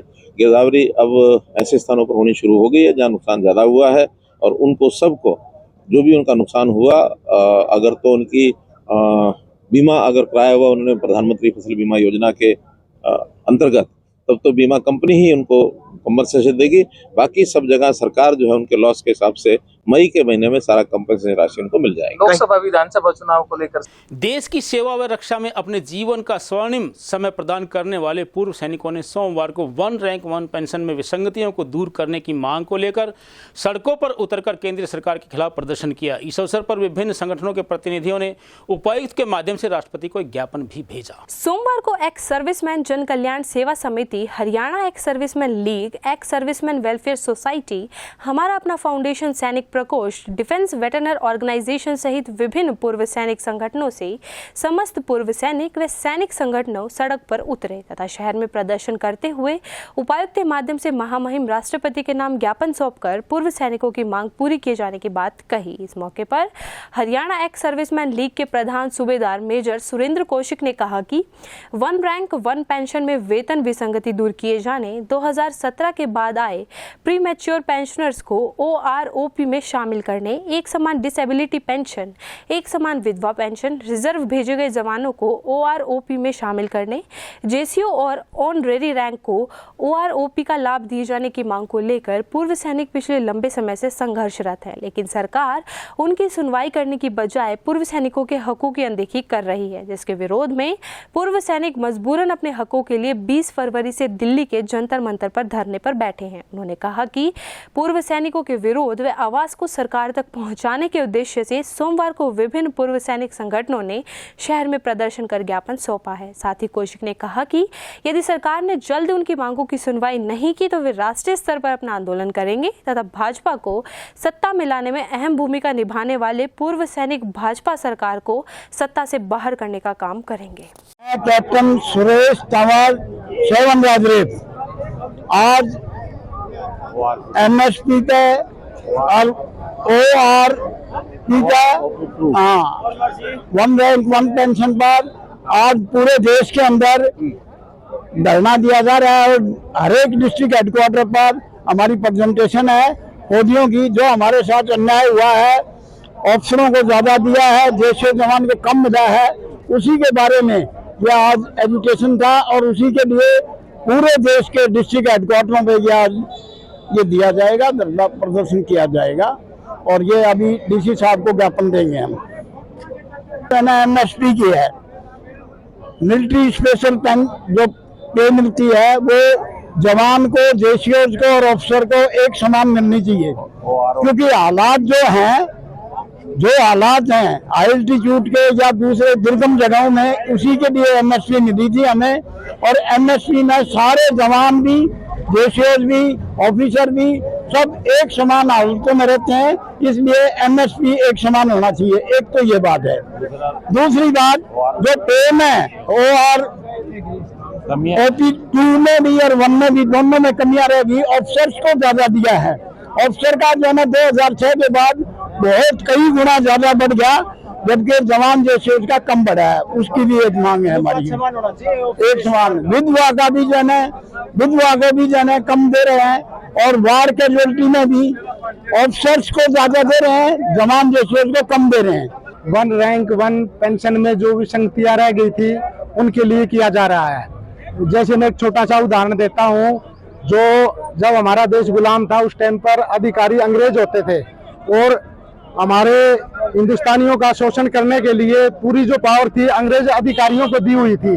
वही काले कानून आज चले आ रहे हैं और आज भी मैं कारगिल युद्ध का एक घायल सैनिक हूँ। जैसे मेरे को गोली लगी, मेरे को 23,000 पेंशन मिल रही है और एक यही उसी पोस्ट पे कर्नल को लगी, उसको 2,52,000 मिलेगी, जबकि सर्विस पेंशन हमारी अलग होती है। एक हमारी होती है मिलिट्री सर्विस पे, जो कि 8 जोखिम भत्ता होता है, जो कि जो जेसीओज और जवान आगे होते हैं उनको सबसे ज्यादा मिलना चाहिए, उनको 5200 दिया गया। एक MNS जो कि गन भी नहीं उठाती उसको 10,500 दिया गया है और एक ऑफिसर जो कि पीछे रहता है उसको 15,500 दिया गया है, जबकि सबसे ज्यादा जवान जेसीओज का होना चाहिए। ऐसे ही वार डिसेबल पेंशन है, ऐसे ही मिलिट्री सर्विस पे है जेसीओज, उनको दिया 2.57, ऑफिसर को दे दिया 2.81। ये सबसे गलत काम करे है। OROP पे एक MSP है, मिलिट्री सर्विस पे एक भत्ता है, ना कोई बेसिक पे है ना कोई ग्रेड पे है। उसके अंदर तो जो अदर कंट्री है सबके अंदर इक्वल है, तो सिपाही हो तो जनरल साहब हो तो कर्नल साहब हो।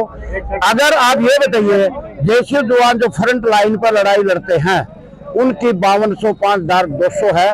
अगली जो MNS 4 दुआरी के अंदर है, हवा भी नहीं लगती वहाँ, उनको 10,400 है। और जो ऑफिसर हमारे अधिकारी है तो किसी भी रैंक का है उसको 15,500। ये बहुत गलत है, ऐसा क्यों कर रखा है। जेसीओ जवान और एनसीओ थोड़ा है, उनको मामूली सा दिया है, उनको खुश करने के लिए, हमारे बीच में दरार करने के लिए थोड़ा दे दिया। नायब सुबेदार मेजर और लेफ्टिनेंट कैप्टन को कुछ नहीं दिया, इनका बेसिक पे और कम कर दिया। इन विसंगतियों को दूर किया जाए, भाई भारत सरकार से अनुरोध है। और डिसबिलिटी जो पेंशन है इसके अंदर भी एक जवान को गोली लग रही है उसको 20,000, उसको 2 लाख, ये गलत है। अग्निवीर जो है, अग्निवीर का सभी सैनिक पूरे भारत के अंदर जंतर मंतर पर विरोध हो रहा है। हम अकेले भिवानी की तरफ से नहीं है, भारतीय सेना जहाँ भी है आज 763 कुछ जिले के अंदर ये प्रदर्शन हो रहा है। OROP2 के बारे में जो विसंगतियां हैं उनके बारे में भिवानी के सभी भूतपूर्व सैनिकों ने जोरदार प्रदर्शन करते हुए शहर में ये अपना नेहरू पार्क से, शहीद स्मारक से एक जुलूस के रूप में संगठित होकर अपने नाराजगी जाहिर करते हुए डीसी साहब को ज्ञापन सौंपा है। यह हमारे कुछ साथी जंतर मंतर पे हैं, उनके समर्थन में आज ये हमने ज्ञापन दिया है। हिंदुस्तान के 766 डिस्ट्रिक्ट में सभी डिस्ट्रिक्ट हेडक्वार्टर्स पे सभी भूतपूर्व सैनिक संगठनों ने इकट्ठा होकर ये ज्ञापन दिया है। सोमवार को दैनिक रेल यात्री एवं जन कल्याण संघ भिवानी के प्रधान महावीर डालमिया ने अपने निवास स्थान पर उपस्थित पदाधिकारियों एवं सदस्यों की बैठक ली। इस अवसर पर उन्होंने भिवानी रोहतक रेलवे लाइन को दोहरीकरण को हरी झंडी देने पर केंद्रीय रेल मंत्री अश्विन वैष्णव, प्रदेश सरकार व सांसद चौधरी धर्मवीर सिंह का आभार व्यक्त किया। वहीं मीटिंग को संबोधित करते हुए दैनिक रेल यात्री एवं जन कल्याण संघ के प्रधान महावीर डालमिया ने संघ के पदाधिकारियों व सदस्यों को संबोधित करते हुए कहा कि संघ द्वारा किए गए अनुरोध पर रेलवे द्वारा रोहतक से भिवानी रेलवे लाइन के दोहरीकरण के हमारे प्रस्ताव को रेल मंत्री द्वारा मंजूरी प्रदान कर दी गई है, जिसके लिए संघ रेल मंत्री रेल श्री अश्विनी एवं सांसद चौधरी धर्मवीर सिंह का आभार व्यक्त करता है। उन्होंने बताया कि भिवानी महेंद्रगढ़ लोकसभा सांसद चौधरी धर्मवीर सिंह के अथक प्रयासों से क्षेत्र के लोगों की सुविधा को देखते हुए रोहतक से भिवानी रेलवे लाइन का दोहरीकरण मंजूर करवाकर सांसद महोदय ने बड़ा तोहफा दिया है, क्योंकि काफी समय से यहां के लोगों द्वारा यह मांग की जा रही थी। दैनिक रेल यात्री संघ के प्रधान महावीर डालमिया ने संघ की तरफ से भिवानी के दौरे पर आए हरियाणा के माननीय मुख्यमंत्री मनोहर लाल खट्टर से भिवानी लोहारू रेल लाइन डालने के लिए हरियाणा के हिस्से की राशि को भी मंजूरी प्रदान करने की मांग की। गौरतलब है कि संघ के प्रधान डालमिया जी पिछले कुछ समय से अस्वस्थ चल रहे थे तथा इस अवसर पर संघ परिवार के सभी सदस्यों ने उनका हालचाल भी जाना। दैनिक रेल यात्री जन कल्याण संघ की एक मीटिंग बुलाई गई थी आज, जिसका मेन विषय ये था कि भिवानी से रोहतक लाइन का दोहरीकरण माननीय रेल मंत्री अश्विनी वैष्णव जी ने मंजूरी प्रदान की है। भिवानी वासियों को बड़ी खुशी का मौका है। इसी संदर्भ में मीटिंग बुलाई थी और माननीय सांसद धर्मवीर जी का भी हम आभार व्यक्त करते हैं, जिन्होंने भिवानी वासियों की रेल से संबंधित मांगे समय समय पे पूरी भरपूर अपने प्रयास किए हैं। यानी डबल लाइन दोहरीकरण का सबसे मेन बेनिफिट ये होगा कि जो भिवानी से दिल्ली दैनिक यात्री जो आते हैं उनका क्रॉसिंग की वजह से कम पौन घंटा खराब हो जाता था।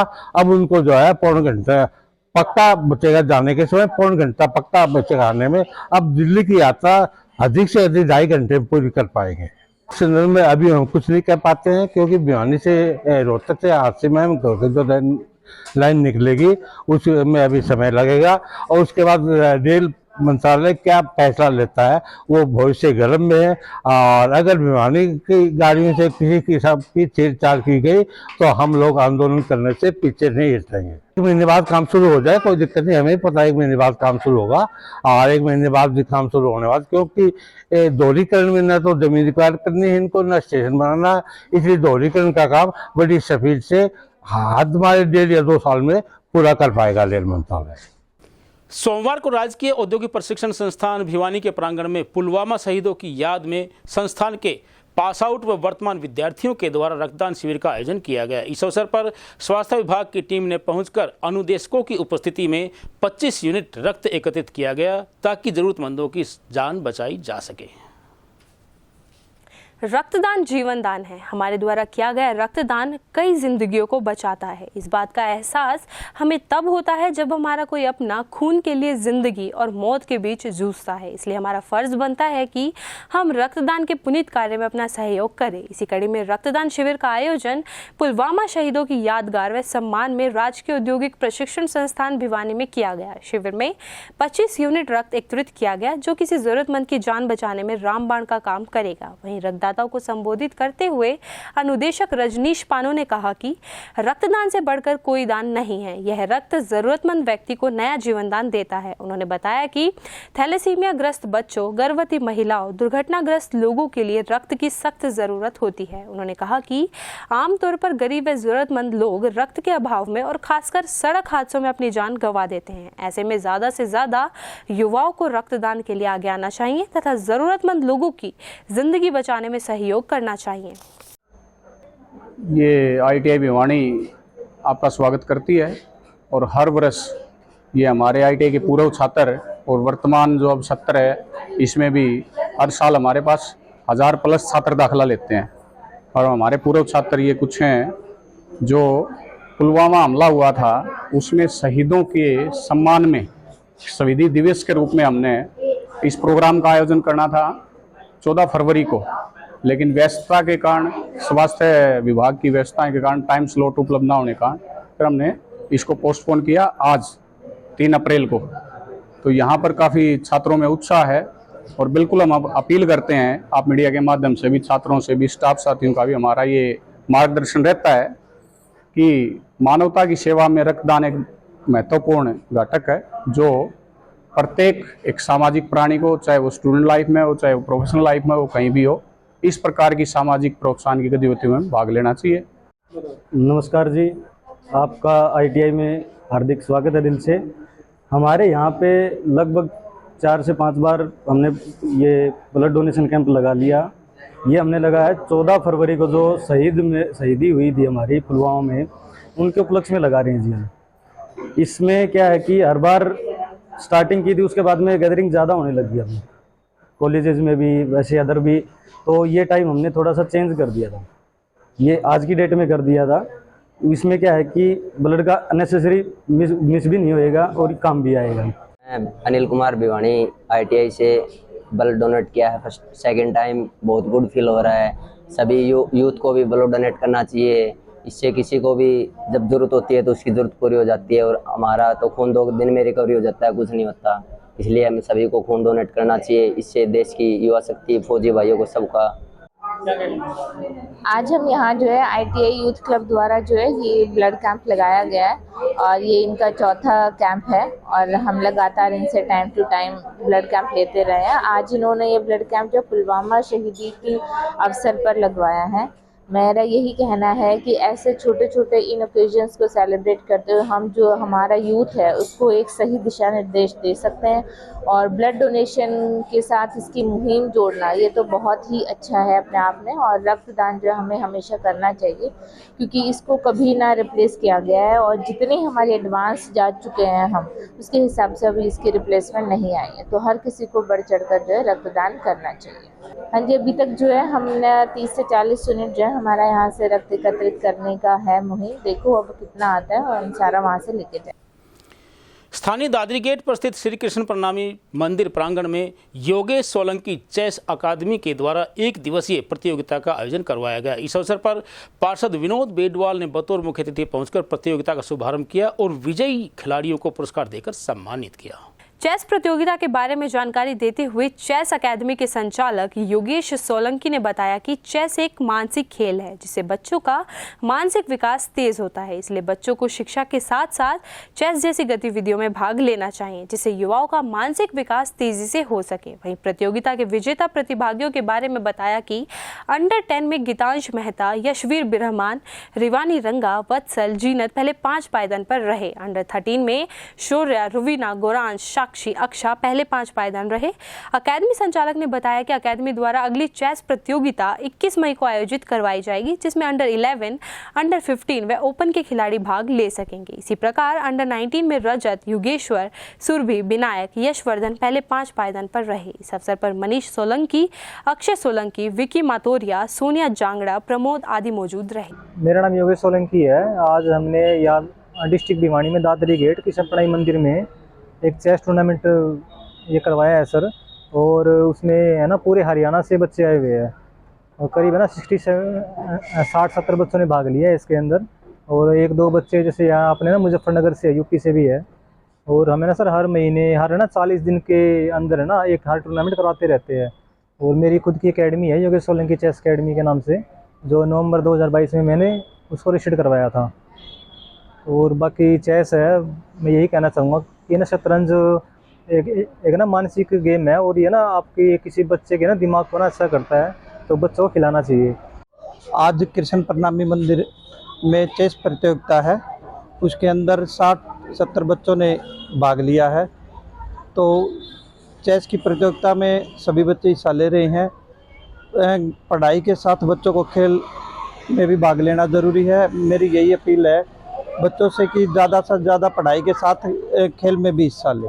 मैं विनोद कुमार, पार्षद, वार्ड नंबर 25 भिवानी। बरसात व ओलावृष्टि के कारण बर्बाद हुई फसलों के मुआवजे की मांग को लेकर ग्राम स्वराज किसान मोर्चा के द्वारा सोमवार को प्रदर्शन किया गया। इस अवसर पर मोर्चा के जिला अध्यक्ष जोगेंद्र तालू के नेतृत्व में किसानों ने नुकसान की भरपाई से संबंधित एक ज्ञापन उपायुक्त भिवानी को सौंपा। हाल ही में हुई बारिश व ओलावृष्टि की मार से बर्बाद हुई फसलों के बाद किसानों को एक तरफ जहां अपने परिवार का पेट पालने का डर सता रहा, तो वहीं अगली फसल की बुआई की चिंता भी। बारिश व ओलावृष्टि से बर्बाद हुई फसलों के मुआवजे की मांग को लेकर सोमवार को ग्राम स्वराज्य किसान मोर्चा ने शहर में प्रदर्शन कर उपायुक्त को ज्ञापन सौंपा तथा उपायुक्त से खराबे की रिपोर्ट जल्द से जल्द प्रदेश सरकार तक पहुंचाने की मांग की। इस मौके पर ग्राम स्वराज्य किसान मोर्चा के जिला अध्यक्ष जोगेंद्र तालू ने कहा कि बारिश व ओलावृष्टि से किसानों को भारी नुकसान हुआ है, जिसकी किसानों को तुरंत भरपाई करना बहुत जरूरी है। इसके अलावा मेरी फसल मेरा ब्यौरा पोर्टल में ऑनलाइन खराबे दिखाने की साइट भी नहीं चल रही है, जिससे किसान अपनी फसल का खराबा भी नहीं दिखा सकते। उन्होंने ज्ञापन के माध्यम से मांग की है कि बर्बाद फसलों के एवज में किसानों को जल्द से जल्द 50,000 रुपए प्रति एकड़ मुआवजा दिया जाए। इस अवसर पर मंगल सिंह खरेटा, सुरेश नंबरदार, राज सिंह धनाना, ईश्वर बागनवाला सहित अनेक किसान मौजूद रहे। ये प्रदर्शन जो बेमौसमी बारिश ओलावृष्टि के कारण किसानों की फसलें पूर्ण रूप से बर्बाद हो चुकी हैं, जो काटी गई सरसों खेतों में पड़ी है वो पूर्ण रूप से झड़ चुकी है। इसलिए स्पेशल गिरदावरी कराकर किसानों को उनके नुकसान की भरपाई करे सरकार। ये कह दिया कि भाई नहीं मिलेंगे, सीएम साहब उनके निर्धारित प्रोग्राम है इसलिए किसानों से नहीं मिलेंगे। तो सीएम साहब किसानों से मिलना नहीं चाहते तो हम अपनी दरखास्त यहाँ की देते हैं। और बाजरा खराब फसल का उसका आज तक भी हमारे गांव को तो मुआवजा नहीं मिला है। और आगे की तो जब कहें सीएम का क्या करें, सीएम गांव में जा रहे जरूर है फिर, लेकिन किसी से मिलते नहीं रहे। पास बना रखे वो आदमी मिलो जो उनके आदमी हैं, बाकी और आदमी नहीं मिल सकता उनसे। ऑनलाइन सिस्टम है, ये किसान को फुर्सत नहीं है, ऑनलाइन बकवास है। सरकार का पटवारी गिरदावरी करता है, उसको आदेश कुछ कहा जाता है, सरकार बयानों में कुछ कहती है और औपचारिकता में मीटिंग में ला करके उनको आदेश दिया जाता है कि इसके 15-10% दिखा करके और औपचारिकता पूरी करो। बकवास करती है सरकार। सरकार किसान को देना कुछ नहीं चाहती, ऑनलाइन के सिस्टम बढ़ा दिया, किसान को फुर्सत नहीं है। अब वो खेत में संभाला फसल को, जो बची हुई है उसको इकट्ठा करे या ऑनलाइन पर जा। और बड़कर घर खड़ में जाने नहीं रह रहे। अच्छा, मन की बाकी रह रही है किसान की, तो और नहीं फट कर रहा। ठीक है, तेल महंगा कर दिया, बीज खाद महंगा कर दिया, नकली आने लग गया। क्या देखो कोड नहीं चलन रहा, सरसों मंदी कर दी, कपास मंदी कर दी और बीज मिलता नहीं। आज की खबरों में बस इतना ही। अब मुझे दीजिए इजाजत। देखते रहिए आपका अपना चैनल भिवानी हलचल।